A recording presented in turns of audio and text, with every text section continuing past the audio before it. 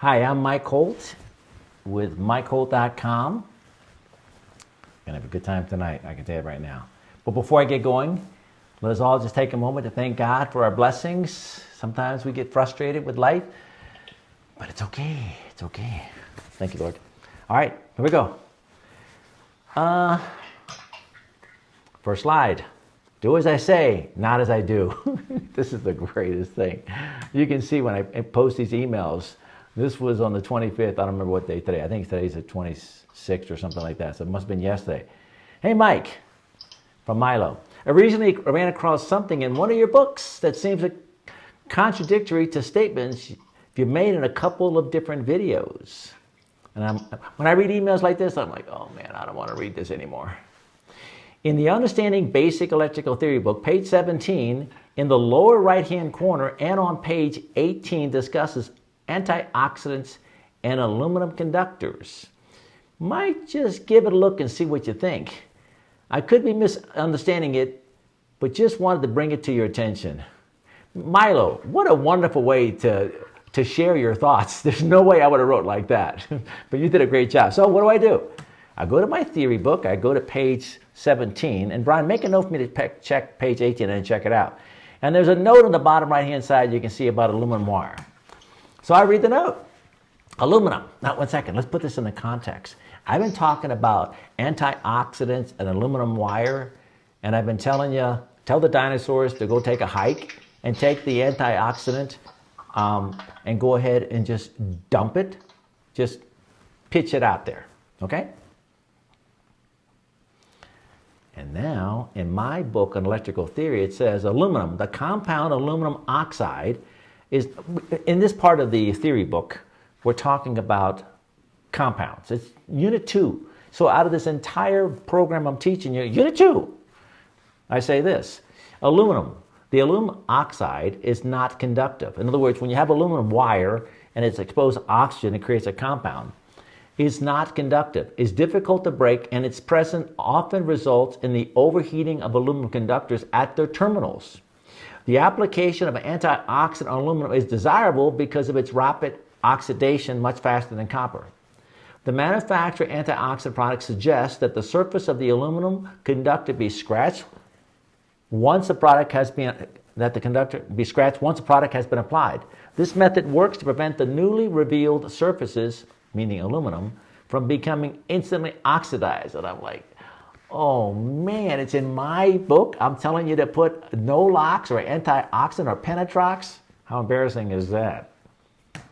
So now, while we're on it, full disclosure, that's being removed obviously because that's not applicable today. If you get a chance, the IAEI, the International Association of Electrical Inspectors, is a great organization. They have a great magazine and have great content on their website. So I did a quick search about aluminum wire. Just want to find a little bit more about the history so I can kind of review it with you. And this is written by Crystal Hunter, who's an amazing, I'm sure she's an electrical engineer, and she is known by everybody to be like right on. I've never even said probably more than hi to her, so I don't have a relationship with her. But I mean, I've just had just wonderful, wonderful things. This was in 2006. That's 14 years ago. Here's what we're talking about. We're talking about aluminum wire, and here happens to be the antioxidant. Thank you, Mario, for this photo. Now, this is what the article, it's a long article, and what you got to do is just search IAEI aluminum wire. It's going to take you to the link. You're going to get to this article. You have to read it if you care about it, or just realize, you know what, we don't need penetrox or no-lox or antioxidant. Here's what it says in one of the paragraphs. The NEC has required aluminum alloy. You got to realize, see, today's aluminum wire is not aluminum wire, it's an aluminum alloy. And without getting into the details, one of the things that's interesting I learned about aluminum wire is this. The aluminum wire, I think it was, I forgot the series number, I think it was like A13 or something like A1350. That had like 99% plus of aluminum in there. And here's some properties of aluminum. Aluminum wire is not as easy to bend. And aluminum wire, if it heats up, it hardens. Those of you who've done any kind of surface work, you've seen a job where the aluminum wire is all heated up in the end, you see it's all melted, and man, it feels like steel. Yeah, because that is actually aluminum wire. Today's wire, okay, is not aluminum wire. It's AA8000. What do you think AA stands for? Aluminum alloy. It's the new technology. When I say new, it's been in the code since 1981. 91, 101. What's that? 29 years the code has been talking about it? So 29 years we've been dealing with this thing. See, the old aluminum wire was aluminum and had aluminum oxide. And there's a lot of history when you read the article here, the problems. Okay, because it really wasn't a building wire. So then in 1970, somewhere in there, the 70s, UL actually withdrew the listing of aluminum wire off because it was such a problem. Then they came out, due to this process, there was no listed aluminum wire available except the remaining stock, which means you couldn't even get aluminum wire except whatever the supply house had. Today's new technology, it's AA, it's aluminum alloyed, it's not an aluminum wire. Aluminum building wire is made of A8000 series aluminum alloys. And we're not going to get into more of the details.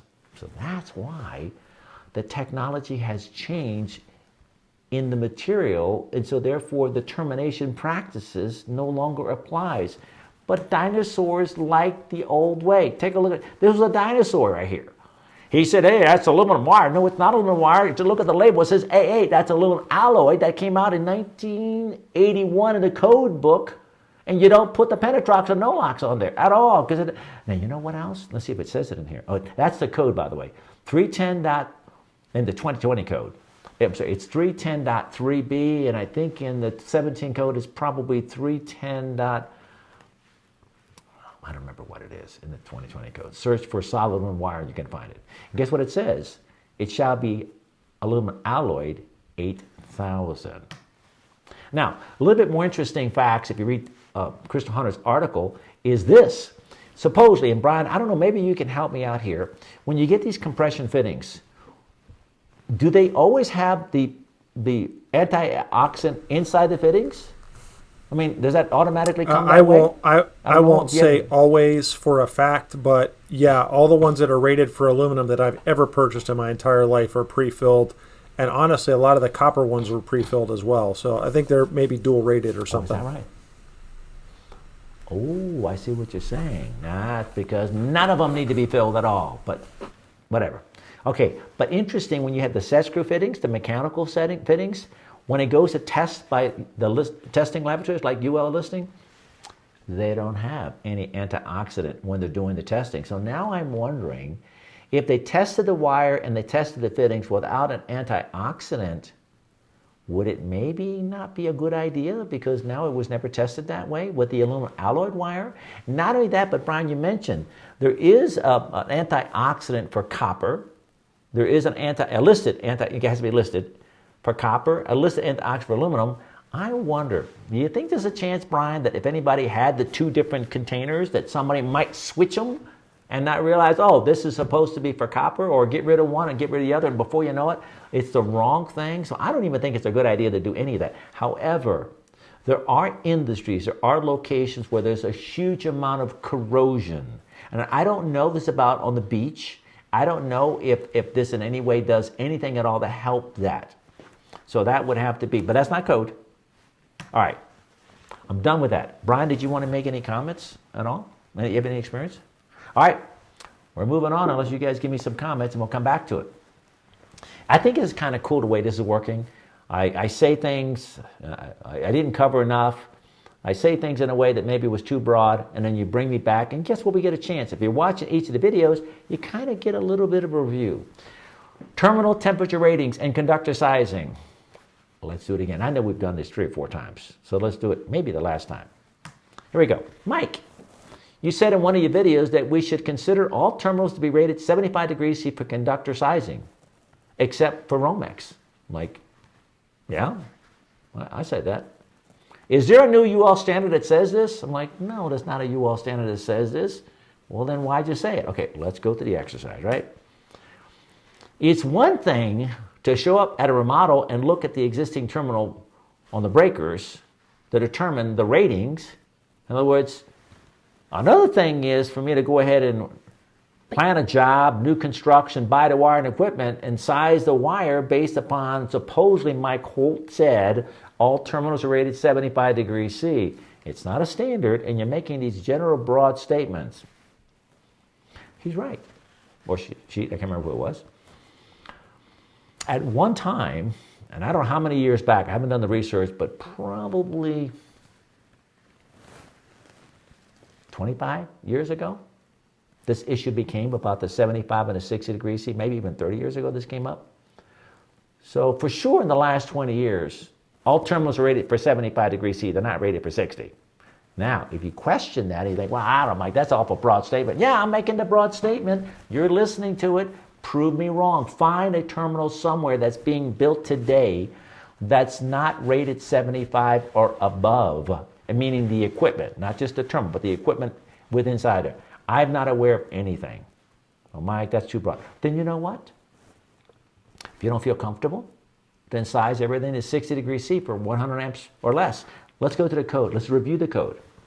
110.14C1A1 says, for equipment, not for terminals, equipment rated 100 amperes or less, that you have to size the conductors to the 60 degrees C column of table 31016. 100 amps or less. So if this is a 50 amp breaker, you go to 60 degrees C column, go to table 31016, go down to 60 degrees C column, we're going to have to use 6 gauge wire. If you had a 100 amp breaker, well, you'd go to 60 degrees C column because it's 100 amps or less, or 1 gauge and smaller. It's 60 degrees C. Well, then 100 amp, you'd have to put a 1 gauge wire. Now, if the terminals are rated for 75 degrees C, well then, Mike, let's make a graphic here. If this was 75 degrees C, same exact graphic, well then this would be 8 gauge wire, and this would be 3 gauge wire. I mean, if the terminal is rated 75. Okay, now 110.14C1A2 says, see, 110.14C1A talks about 60 degrees C conductors on terminals. Well, who uses TW today? So then 110.14C1A2 says, well, listen, you could put a wire on there that has a higher insulation rating than 60 degrees C, but you have to size the wire to 60 degrees C. So right here you have THWN-2, which is a very common wiring insulated conductor, but it doesn't really matter because it's 100 amps or less. And if the terminals are not marked otherwise, well then we're going to have to put a 6 gauge wire here. I mean, I'm talking code here. Now, 110.14C1A3 says that if the equipment is rated for other than 60 degrees C and you are 100 amps or less, then you can size the conductor to the 75 degrees C column of table 31016. And that's where I made that broad statement.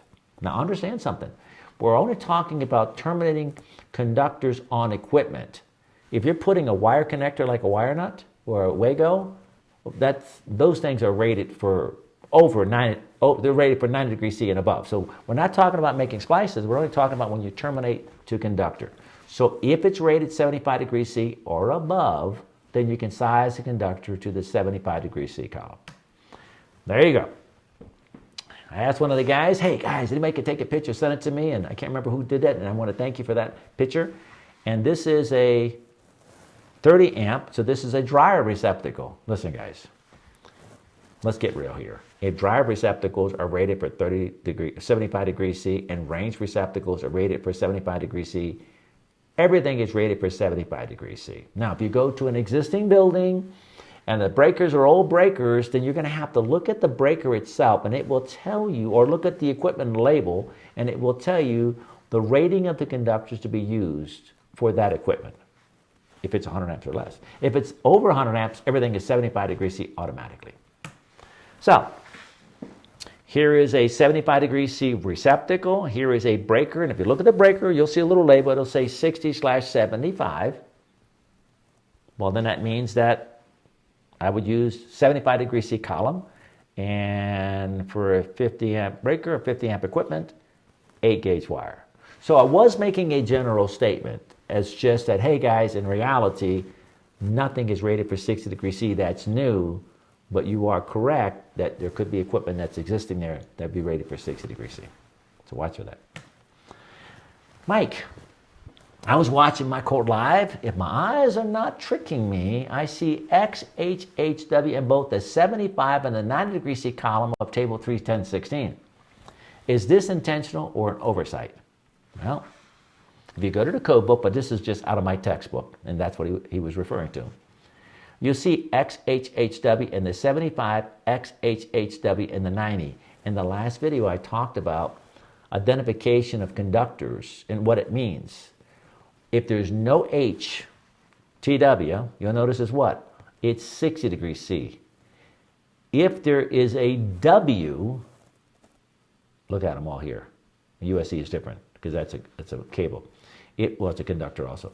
If it's a W in there, then it's going to be rated for 75 degrees C. But let me phrase it. It has to have an H to be rated for 75 degrees C. Let me stop right there. Okay? So one H is heat, 75 degrees C. Two H's is 90 degrees C. Well, Mike, what about one H? Well, okay. It's one H, but it's a dash 2. So what they're saying is that it's actually two H's. That's why it's 90 degrees C. So THW is 1H, 75, THW. But a dash 2 means, well, there's two actual H's in there. We're like, whatever, okay. Guys, listen, that's just the way it is, so just relax. And you know what the beautiful thing is? It doesn't really matter. All the wires you're installing are going to be 90 degrees C, and they're going to be suitable for a wet location at 90 degrees C in today's real world because they're dual functionally rated. It's THHN/THWN-2. Well, THHN, where is that at? T? No, I don't even have it in there. Well, that probably that's an error right there, so we need to get this corrected, Brian, Tony. This should be THHN, not THHW. So that would be 90 degrees C, and I don't know about this I don't know. Somebody go to, in the 2020 code, it's table 310.4, so send me a text message. Okay, so back to where we were. But Mike, you have XHHW in the 75 and XHHW in the 90. Double H means what? It means 90 degrees C. But anytime you have a W, I know this is kind of complicated. Anytime you have a W, that means that you can only suitable for 75 degrees C. Listen, just go to the code book if you care enough about this, and you'll see it says XHHN is 90 degrees C. Why? Two H's. XHHW, well, the two H's means it's 90 degrees C, but because it's a W, in a wet location, it's only rated 75. XHHW, well, that's 90 degrees C, but the W means it's a wet location, but the dash 2 means it's 90 degrees C. So this is almost a useless point, I think. If you were taking a test, of course, it's pretty important because they're going to ask you questions about conductor insulations and ampacities and what have you. So we use THHN/THWN-2, and we also use XHHW-2. All right, Brian, I'm ready for some comments. Okay, a lot of discussion on the social media platforms here, kind of going back to the antioxidant compounds, and you'd asked me if I had any comments, and I was like, I'm not going to say anything because, I don't want this to turn in. This is like receptacle ground up or ground down. Right, go back again. Yeah. So a couple comments. One of the guys are like, hey, I use the high press connectors to connect to old wires, so it's really nice to have the antioxidant corrosion inhibitor in it. Okay, fair. Hold on 1 second. What a brilliant point. Because if you're going to sell a terminal fitting and you go into an existing installation and that wire got all heated up and you got to cut it out, but you can still extend it, if you're going to put a high press in there, brilliant idea. Okay, I love that. And then, just because I grew up on the coast, saltwater, right? We actually knew that we didn't actually need the NOx, which is kind of like the 60-degree terminal thing and the antiox compound. It's just what everybody always did, and so everybody thinks you have to do it. It's not that it's something that anybody actually knows you have to do. But it is really helpful to prevent corrosion in coastal areas, because when you treat the terminals, they don't go bad, versus if you don't treat the terminals, they get corrosion on them. So, I wouldn't say use it because the coat needs it, but it is an antioxidant compound. So it does a really good job preventing oxidation. Just a thought. Throw out one more thing. Check one. Okay. 1 second. Check two. I agree.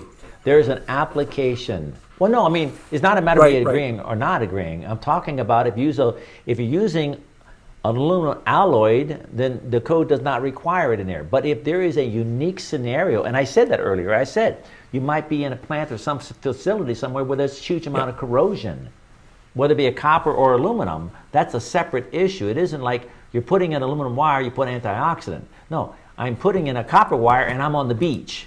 Well, then do you put an antioxidant on it? The answer is yes. So it's not a matter of aluminum wire. That is a separate conversation about corrosion and how do you handle corrosion. But the other conversation about, and I mentioned this, but I'll say it again, if you're going to replace a termination of not the aluminum alloy, because aluminum, well then you have to use the It's good to know about it, but when you're putting in a brand new installation, going back to this picture here, I don't want you guys just doing something for no reason. Know what you're doing. This would be brand new installation, aluminum alloy. No, of course, there's no verb. So we just understand how it goes. All right, Brian, what else? One of the, and you kind of alluded to this, but you said it in passing and it generated the question. Joshua says, when I'm doing an ambient temperature correction, how do I know whether to use 60, 75, or 90 degrees? And you kind of said something about the terminals and the insulation and didn't directly address that. So if you want to just say you're going to address it or not. We covered that 100% in great detail in the last video, completely. But all you have to do is go to 310.15. I think it's 310.15b, Josh. It specifically tells you that you use the 90 degrees C.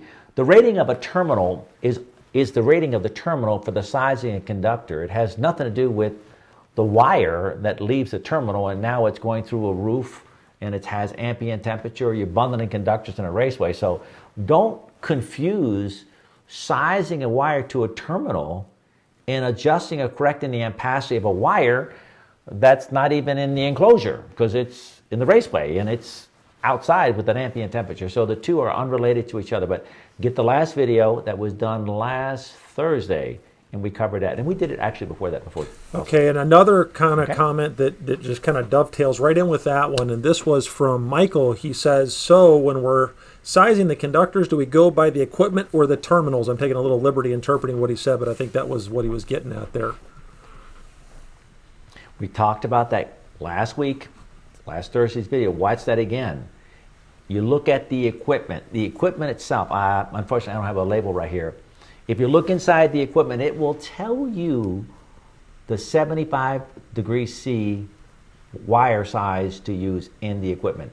The fact that the equipment itself might have terminals marked 90 degrees C, which is probably pretty common, is irrelevant. So it's not a matter of the rating of the terminal. It's the rating of the equipment. Well, how do you know that? Well, just look at the equipment, and the equipment will be marked. You saw the ranges and the dryers. They're marked 75 degrees C. Look inside of a panel board. If you look inside the cover, it'll tell you the conductors, and it will be 75 degrees C. So don't look at a terminal because that's not equipment. That's just a terminal on equipment. One last thing, and it's so cool, I just have to say it even though it's not even the right time, but Harold Glancy, forgive me if I am pronouncing your name wrong, just passed his journeyman's test. So congratulations, Harold. It's pretty exciting. All right, buddy. All right, listen, Harold. Make sure you watch tomorrow night, Harold. Yep. Congratulations. But listen, don't get relaxed. Watch tomorrow night because I have a plan for you. And that is between now and you get your master's, you need to learn business. You need to get certified as an electrical inspector. You need to get certified as an electrical instructor. You got a couple years now to go ahead and get all your certifications taken care of. Not the journeyman. You get the journeyman's fine. Now you got to get the inspectors. You got to get the instructors. You got to learn management. You got to get skilled. We need to take that license you have and take it to the next level so that you become management. And then you do that for a few years and then you get your master's license. So congratulations. All righty. Am I moving on now? Mike, is it permissible to install a GFCI type receptacle inside of a cabinet? Well, 210.8, and there are other code sections in the code when it comes to GFCIs. I'm going to just stay focused on GFCIs. It applies to AFCIs also. That the GFCI device has to be readily accessible. And then, what are we talking about? We're talking about this test and reset button. This test and reset button on the circuit breaker. They have to be readily accessible. What's the purpose of it being readily accessible? Well, the purpose is to allow the homeowner, because if you look at the instructions, sometimes it's even on the receptacle itself, it'll say test monthly.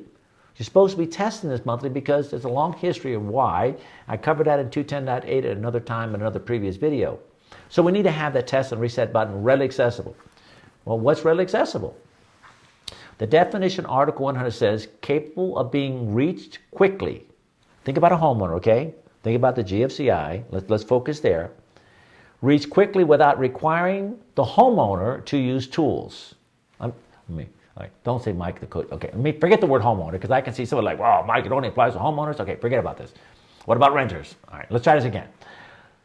Capable, in other words, whatever it is, the GFCI has to be capable of reach quickly without requiring the use of tools, other than keys, without having to climb over or under obstacles or to remove them, meaning remove obstacles, or resort to portable ladders and so forth. And what they mean by the portable ladders and so forth is like a 5-gallon bucket. In other words, you shouldn't have to get like a 5-gallon bucket or an ottoman or something to get up there. If you do, then it means it's not readily accessible. So let's now look at the picture. It's common for people to put receptacles behind equipment. An example would be like a refrigerator, a freezer. Brian, give me some other things that people put receptacles behind equipment. Refrigerator, freezers, all right, whatever. A dishwasher, different places, okay? But if it's GFCI and you put it behind the equipment and you'd have to move the equipment, then guess what? It's not readily accessible. So then it can't be a GFCI receptacle. If it needs GFCI protection, you're going to have to put it back somewhere else, upstream. Now, this receptacle here, it's readily accessible. You can reach it. So now the question was this. Well, what about under a sink? What about not under a sink? He said a cabinet. It doesn't matter whether, listen, if you have a cabinet, let's be honest here, you're probably using it. It's probably not just sitting there empty. So if it wasn't underneath the sink and it was somewhere else, well then you can't get to that GFCI because you got to move the peanut butter, the crunchy peanut butter, extra crunchy peanut butter, and everything else like that. So this receptacle, I don't know if you can see it. Let's see if I can zoom in on that. That receptacle is not readily accessible. Clearly, you have to remove obstacles. So the answer to the question is, can you put a GFCI receptacle in a cabinet? No. Why? Well, because 210.8 and other code rules having to do with GFCI require that the GFCI protection be readily accessible, and we saw where you could easily get to it, then that would be readily accessible. And you can see where you couldn't get to it, that would not be readily accessible. And clearly, having to remove obstacles makes it not readily accessible. Now, you know what? You can play the games with me and the words, this and that. You know what? Hold on, stop. Our job, we're electricians, inspectors, contractors, instructors, engineers, designers. Our job is to protect the people. Our job is to make sure that we ensure that the electrical installation is going to be safe because it's going to fail. And when it fails safely. Thank you, Eric Stromberg. We don't want somebody having to remove all that stuff, and that's how they're going to be able to get that homeowner, or anybody for that matter, to test and reset that GFCI. So, no, can't be in a cab. Grounding of switches. Well, actually, it's bonding of switches. We don't ground switches because ground is the earth, and the last thing you can do is take a switch and run a wire from the switch to the dirt. So we don't ground switches. So number one, here's the questions come in. Mike, in your bonding book, you state that a snap switch mounted with metal screws to a metal box is considered connected to an equipment grounding conductor. Really? I'm like, yeah. That's in my book. My book's not wrong. I'm not going to talk about that. Number 2, I have snap switches mounted with metal. Oh, I missed that. M-E-T. E-T-A-L. The letters were there, just not the right order. Mike, I have snap switches mounted with metal screws to a metal box using BX as my equipment grounding conductor. Armor cable. Article 320. The inspector in New York City is telling me that I must install ground pigtails on the switches. Okay. Number 3. These are questions. What are the grounding requirements for switches, and do I need to use self-grounding switches? That's always funny. Grounding requirements. Okay. Doesn't know about the difference between grounding and bonding. But you know what? We have a tendency to use slang terms. Using the word grounding is a slang term. That's not the proper term. But there's a few times that you actually might be grounding, system grounding and equipment grounding, but probably not likely. So let's get into the rules on switches. What does it say? By the way, if you look at this in the 17 code, this is a disaster in the 17 code. In the 20 code, I got problems with it. So Brian, you might be making some notes for me for my public inputs. All right, let's read this. Number 1, Brian, I'd like to break this rule up so it talks about switches. You with me, Brian? Like A. And then B, talk about metal cover plates. Because when you talk about switches, metal cover plates, almost like in the same sentence, then you kind of get a little confused. All right, ready? Here we go. Snap switches, dimmers, and control switches shall be connected to an equipment grounding conductor. That means a switch has to be connected to an equipment grounding conductor. Okay, so you see what I crossed out? Ignore that right now because that's all related to the metal faceplate. So now we have to connect the switch to the equipment grounding conductor. Snap switches, dimmers, control, and metal faceplates, should have striked that out, shall be connected to the equipment grounding conductor using any of the following methods. Ooh, I missed that part. Okay, number 1, the switch is mounted with metal screws to a metal box. Okay, switch, metal screw, okay, got it. Or to a metal cover that's connected to an equipment grounding conductor. Meaning, to a cover that's connected to an equipment grounding conductor. Or to a non-metallic, okay, let's just stick with, and let's make it A1 metal boxes and then A2 non-metallic boxes. So let's stick with the metal boxes. So if you put a switch with metal screws to a metal box or to a metal cover, well then it's considered connected equipment grounding conductor. 2, an equipment grounding conductor or bonding conductor is connected to an equipment grounding terminal on the snap switch. You could get a switch and take an equipment grounding conductor right to the switch. Let's look at some graphics. Okay. It's saying that if you take a switch and you take metal screws and you connect it to a cover, like this right here, well then, because see the cover is going to have to be connected to the box, so that takes care of that part there. Well then that switch is considered connected to an equipment grounding conductor. Okay? You could take the metal switch and you can connect it directly to the box. But it's not likely that we take switches with metal screws and connect it to the box. It happens, but that's not the common one. The common one is actually connected to a plaster ring. So the language in the 2020 code, a switch is mounted with metal screws to a metal box, comma, metal fitting, metal box fitting, comma, or metal cover that's connected to the equipment grounding conductor. Now you say, well, Mike, that metal cover has to be connected to an equipment grounding conductor. That's true. I'm going to talk about that in a second. I'll take all comments a little bit. So let's go a little further.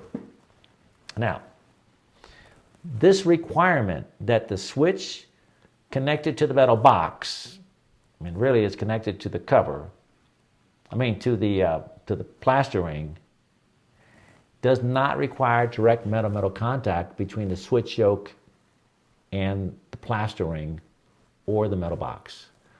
That is required if you don't have an equipment grounding conductor on the switch.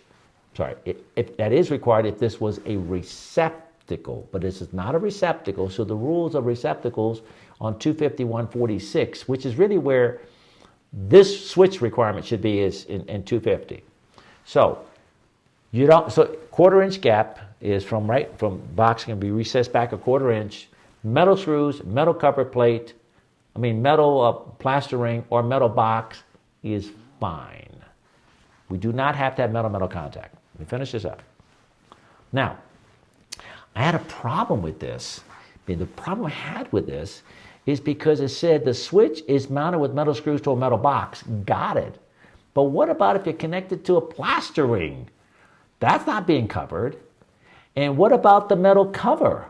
See, the metal cover connected to the equipment grounding conductor. I don't know of any metal covers that you can connect a wire to the metal cover to connect it to the equipment grounding conductor. So I'm still struggling in here. But the beautiful thing was Code Panel 5 did a fantastic job, and they added a rule, 250.109. That's not clean, guys. This is not like exactly the way I'd like it to be. But here's what 250.109, here's what it's saying. But if you read it, you're going to have to read it like 25 times to say, I think what Mike is saying is probably what it's saying. Brian, let's make a note for public input 250.109 to clean it up. Here's what I'm saying it's saying. Ready? Metal enclosures, which are boxes, and metal covers. That should be, okay, it should be a comma here. Metal enclosures, comma, metal covers, comma, and metal fittings. Oh no, metal enclosures. Okay, let me see, maybe grammatically, it might be right. Metal enclosures and metal covers and metal fittings attached to metal boxes. So here is a metal fitting attached to a metal box. Here is a metal cover attached to a metal box. Metal enclosures and metal covers and metal fittings attached to metal enclosures are considered connected to an effective ground fault current path. Okay, Mike, that's true, but it's not in the equipment grounding conductor, because if you go to 118, it lists the different types of equipment grounding conductors, and one of those is not a metal fitting, it's not a metal cover, and it's not a metal box. I understand. There's a problem in Article 250 as it relates to other chapters, like for switches and receptacles. Trust me. Here's what you do. You put in your switch into a metal ring, you put it into a metal box, you're done. Let's go back over here. You're done. You take the switch, you connect it to a metal cover, the metal cover is going to be connected to the box, and 250.104 says that they're all considered bonded together as part of that effective ground fault current path. I know it's not clean. I'll go a little further. Now, I did not know that they made a self-grounding switch. I'm like, okay, they make it. Because I told the guy, no, they don't make a self-grounding. He sent me a picture. I'm like, okay. I have no clue where you would ever use a self-grounding switch, because the yoke just needs to have the screws connected to a metal cover ring or to a metal box, or the yoke connected to a metal cover, that plastering, and they're done. So I guess this yoke is something that they make. I don't know what that's for. So no, you don't need it. Now, what about if it's a non-metallic box? Well, it's easy, right? You have a non-metallic box, you got to have the yoke connected to an equipment grounding conductor, but guess what? You run an equipment grounding conductor in that metal box, like in Romex, you connect it right to the switch. We're not done yet. How about, and I'm going to come back to the switch, okay? So just let me get through here and I'll come back. Grounding metal faceplates, the faceplate. Okay, well, let's go back and read it. Switches, dimmers, control switches shall be connected to an equipment grounding conductor, that was the switch yoke, and shall provide a means to connect metal faceplates to the equipment grounding conductor. So your switch has provided a means for the metal faceplate to be connected to the equipment grounding conductor. And the way that works is this. That means that the switch yoke has to be metal. Now, there's an exception where if you have a plastic switch, the whole thing is plastic, and it comes with a cover that matches, that the only cover they can put on it is the cover that goes with that switch. So now you have a whole plastic switch and a plastic yoke, and a cover that snaps on. That's an exception. But forgetting about that, simply a metal yoke on a metal switch provides a means to connect the faceplate to the equipment grounding conductor. And then it goes on. It's like, oh, stop talking, guys. Don't. It says metal faceplate shall be bonded to the equipment grounding conductor. Holy crap. Okay, but Mike, what happens? The first sentence is telling you that the switch has to be capable of having that metal faceplate connected to the equipment grounding conductor. The second sentence, Mike, is telling you that you have to have the faceplate bonded to the equipment grounding conductor. Now, how do you do that? It says, well, one of the methods below. Well, the methods below do not talk about faceplates. So there's nothing in the method below that talks about faceplates. So hold that still. I'm making a statement. A metal faceplate secured with metal screws to a switch is generally considered connected to the equipment grounding conductor. I don't know how the heck do you bond the metal faceplate? What does it say? How do you bond the metal faceplate to the equipment grounding conductor? Put the two metal screws in it? Don't use plastic screws? I guess. And you want to talk about some crazy? Take a look at receptacles. We're talking about receptacle faceplates. What do they say? These guys are totally crazy. I submitted a public input to say something else. You'll see a little bit. Look at 406.6b, the crazy thing that this code panel says. Metal faceplate shall be grounded. I just want to stick this in my eye when I see something like that. You got to be kidding me, guys. We're in the year 2020, and the code panel member rejected my public input to simply say metal faceplates. Use the language over here if you want to on switches. Shall be bonded to the equipment grounding conductor. I'm okay with that. You don't have to tell me how to do it, but just tell me it shall be bonded to equipment ground. Don't tell me metal faceplate shall be grounded. Listen. I'm sorry, sometimes it's frustrating for those of you trying to learn the code, and I'm doing this dance, and I'm trying to explain, well, see, if you go to 25109, it says that if you connect them together there, and if you read it 404.9b, it kind of says this, and then when you get over to receptacles, it shall be grounded. What they really mean is, I'm sorry. And I will submit public inputs, and I keep trying to make it better. Now, here's the perfect one. And I submitted a public input, both switches and receptacles, to follow this language when it comes to faceplates. We're talking about that, metal faceplates.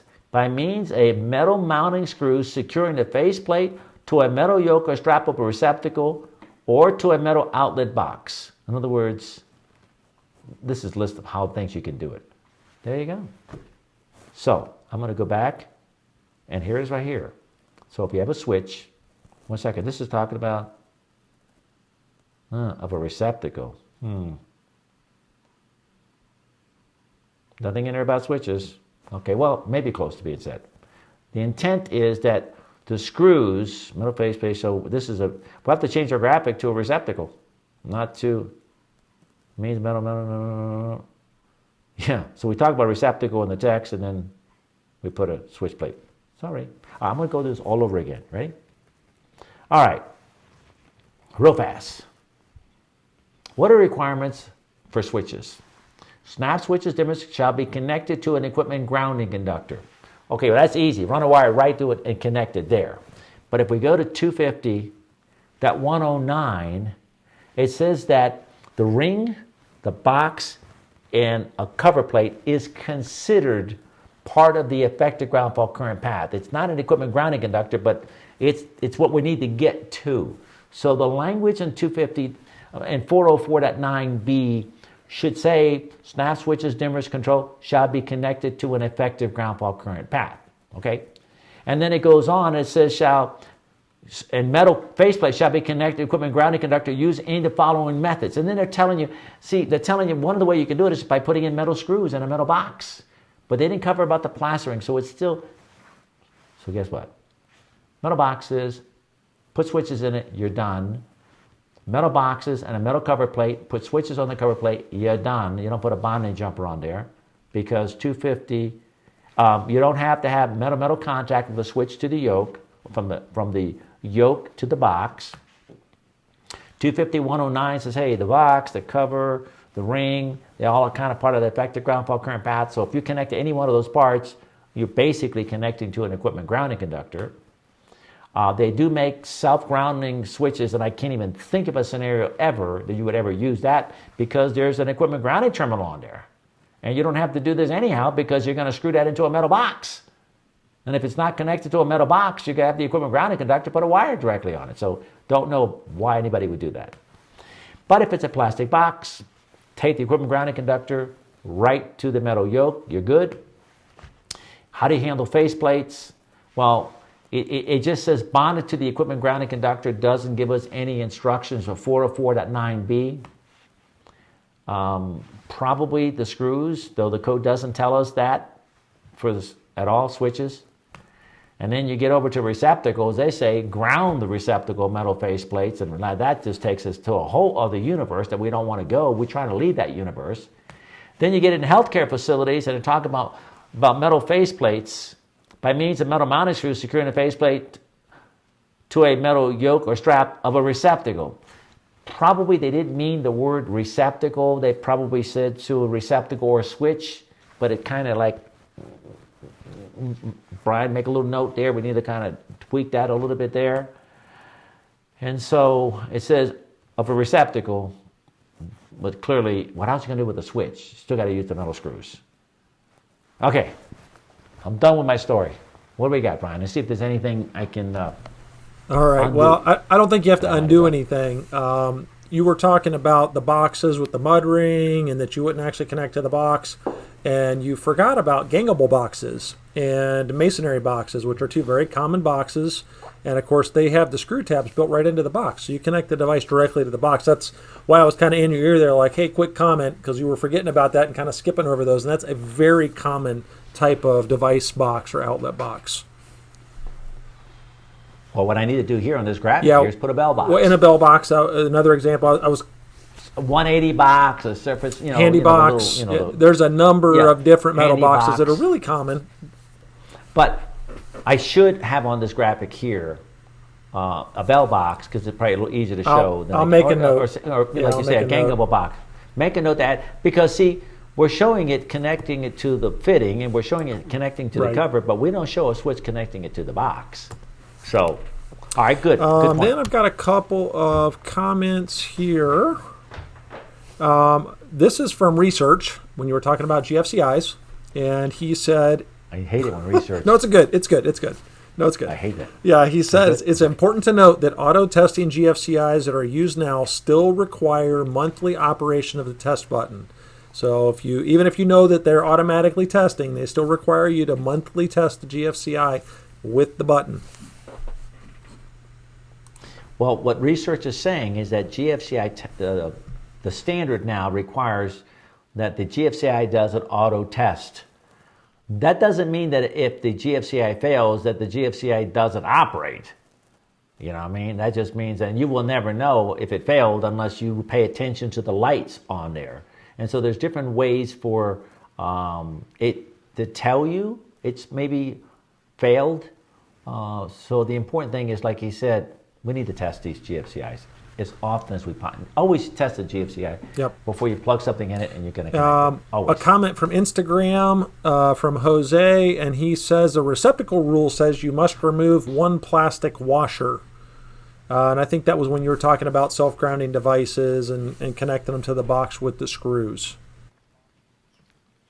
Yeah, I say metal-metal contact is not required.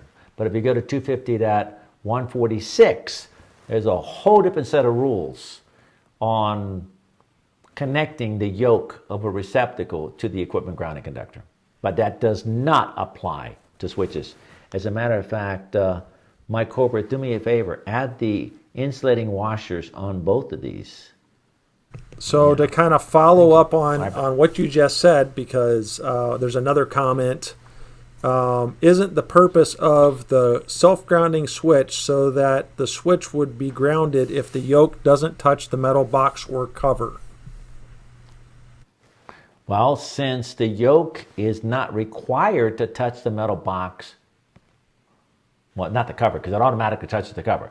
But since the yoke is not required to touch the ring or the metal box, then no, I don't need a self-grounding switch. I'm not required to make some kind of a special connection, just simply, let's go back to the text and the language here. The switch is mounted with metal screws to a metal box or metal cover that is connected to the equipment grounding conductor or to a non-metallic. That's all. The switch is mounted with metal screws. Is this switch mounted with metal screws to the box cover? Yep.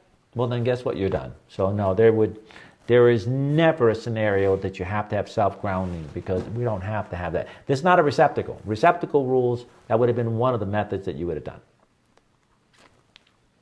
Alrighty. Let's go to, hey, Mike, with today's plastic boxes, it's at times impossible to replace a 632 mounting screw to secure the yoke to the box. What do we do? Well, here's the rule. Now, this applies to switches as well as receptacles. So, just remember this. Screws used for the purpose of attaching receptacles. Again, another rule, but in 404, I don't know what that rule would have been there.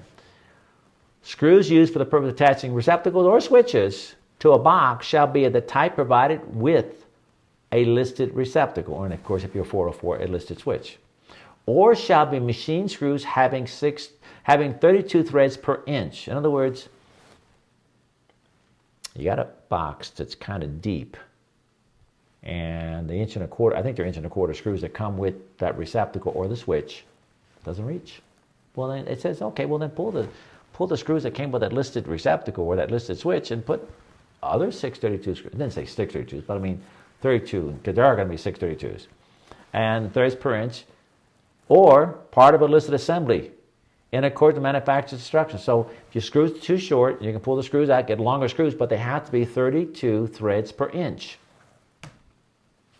So, screws used for attaching a receptacle to a box must be a type provided with a listed receptacle or be machine screws having 32. Okay, well, no big deal. Here's a metal box. Okay, well, what's the big deal? Okay. Plastic boxes. How many of you guys have tried to put a receptacle back in a plastic box and the screws just slip out? As a matter of fact, don't tell anybody this. That's my receptacle that I just replaced in an existing receptacle outlet, and I could not get the 632 to go in. So it doesn't do me any good to buy another 632 because the inside is already stripped out. What did I do? I had no problem. I went and I got a drywall screw and I stuck that puppy in there, put my receptacle, put my cover plate on there, and guess what? I'm happy. So is that a code violation? Yeah, I guess it's a code violation because it's not 32 threads. But you know, I don't know what you're going to do in here. So, Brian, let's make a note here on plastic boxes, because this is great in theory. I don't know, maybe somebody else can give me some feedback and comments, and maybe somebody else said, Mike, don't you know that they make another 32 threads? You could put an 832 in there, or you could put a 1032. I knew that was going to come in. As I started saying that, I thought, you know what? I bet you could put an 832 in there. As soon as I started, I did. I saw you like, again. Oh, I wish I could grab that and pull it back, but it was already out. No, I'm okay with that. But I was just thinking, you know what? I never thought about an 832, but I bet you that probably would give me a break. You're going to put an 832 screw in there? What the heck does a number of threads have to do with anything? But I did notice something when I was reading it. It said having 32. Well, let's go back over here. 32 threads per inch. And I said, well, it's a 632, but it's always a 632. And I thought, as I was speaking, if you ever get a chance to watch that part, you'll see my brain thinking, why didn't they say 632? Are there other 32 threads per inch that you could have used? So that was going on as I read that. And then I was fine here on this graphic here. Then when I got here, I was fine. And then all of a sudden I thought, what are you going to do? Put an 832? And then you tell me, put an 832, 1032. Fine. A bunch of the guys jumped in on that one too. When we started talking about it, everybody's like, tap it bigger, put an 832. So we had a bunch of guys that are out there replacing those. Not that they actually do that, mind you. They just grab the drywall screw that's already in their pouch and, but 832. But, I never thought about an 832, to be honest with you. And I don't even know if I have an 832 around. I got a lot of 632s around. I wonder what I'm going to do on that. Interesting to find out. What does Mike Holt do when he now knows that he violated the code and he put a sheet metal screw in there, a drywall screw in there, and he could have tapped it with an 832? Interesting. All right. By the way, let's just hit it one more time. It doesn't matter if the ground's up, ground's down, left and right. Okay, so knock off that crap. Okay, don't get emotional about that. You're not right and you're not wrong because it doesn't matter. Okay. Brian, I think we're almost out of time, so I don't want to start about making splices and walls. Hey, by the way, I got good news for you guys. Those of you guys been watching me, guess what? All right, hold on. Before you make the comment, I don't know if you know this, but Frank started a petition for Mike to come back. So now you can give him the good news.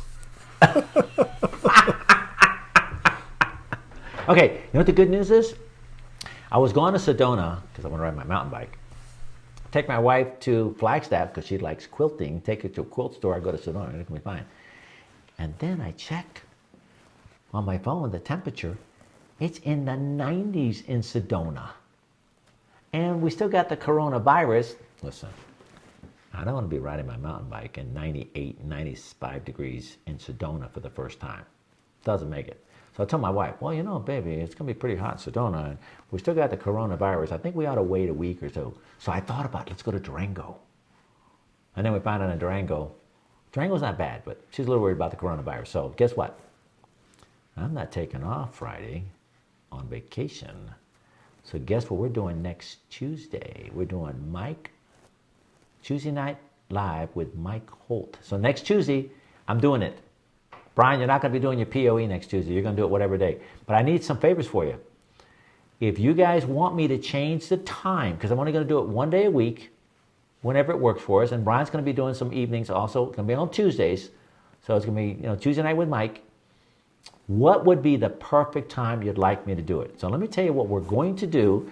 Unless I get a bunch of guys sending in, hey, man, you should do it this time. You should do it, do it at 12 o'clock at lunchtime. Do it at 1 o'clock, 3 o'clock. Blah, blah, blah. Unless I get some kind of compelling message by you guys telling me a better time, we're doing it 6 o'clock Eastern Standard Time.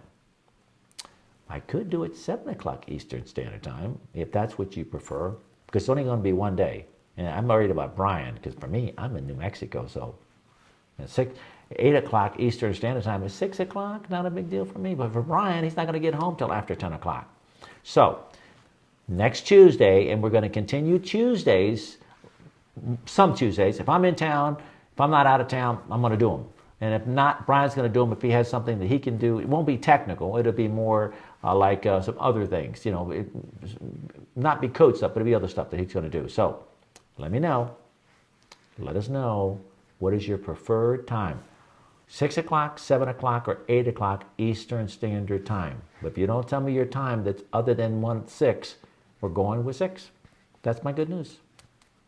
Hey, tomorrow night, I'm covering how to be amazing. What do you need to know technically? How you can prepare yourself so that no matter what happens in the economy, you will always have a job and you will always make a lot of money. You're going to feel important. You're going to feel safe. Your family's going to feel safe. And you're going to have a great time. So that's what I'm covering tomorrow about how do you get the knowledge that you need to know to put yourself in a position. Because I know people that are electrical contractors, they got out and they wanted to be an inspector, but they weren't licensed. Well, now it's a problem. Or somebody wants to be an instructor, but they're not licensed. That's a struggle. I want to change your life. So tomorrow night it's about, okay, what do you do? Where are you at? And how do you take it? So if you're an apprentice, you want to watch it. If you're a journeyman, you want to watch it. If you're a master electrician, you want to watch it. If you're an instructor, or if you're an inspector, or an engineer, or a designer, I'm going to guide you, and you can help me guide you as to, okay, what do we do? So that's tomorrow night, 6 o'clock Eastern Time. Anything else, Brian? God bless, guys. Hey, I rode my bike this morning. Hey, listen, over the weekend, I rode my bike on Saturday. I have a what is it called, a Specialized Levo SL little pedal assist bike.